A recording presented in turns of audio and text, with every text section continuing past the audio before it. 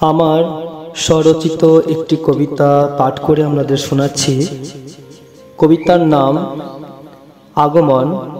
পাঠ করছি আমি, দিব্যেন্দু সাহা।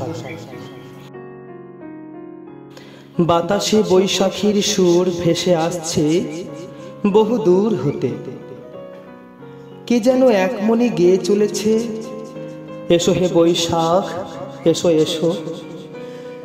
এমন মধুর আবেদনে বৈশাখী আর সাড়া না দিয়ে থাকতে পারে? তাই তো আজ ঋতুরাজকে বিদায় জানিয়ে বৈশাখ এসেছে দ্বারে। করাঘাত করে আজ বৈশাখ যেন বলছে, খোলো খোলো দ্বার, রাখিও না আর বাহিরে আমায় দাঁড়ায়ে।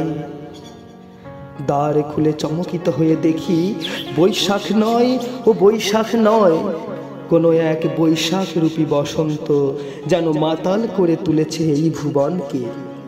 কোকিলের কুহুতান এখনো থামেনি, আম্রমুকুলের সুবাসে এখনো ম ম করছে চারিদিক।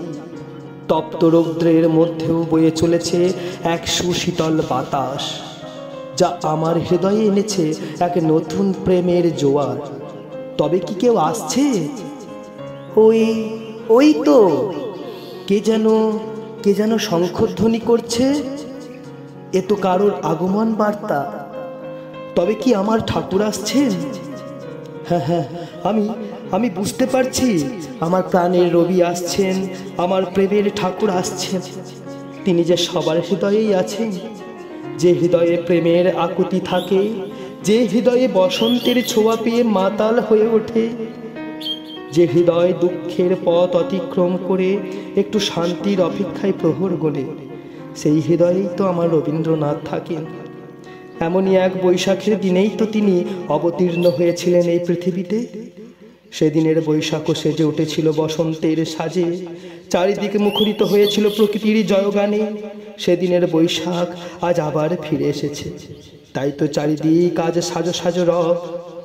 সত্যিই তো, এমন প্রেমময় পুরুষের আবির্ভাবে প্রকৃতি কি আর না সেজে থাকতে পারে?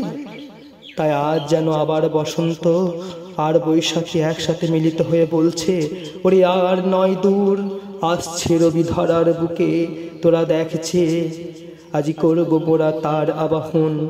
আনন্দ গান গে, আনন্দ গান গে, আনন্দ গান গে।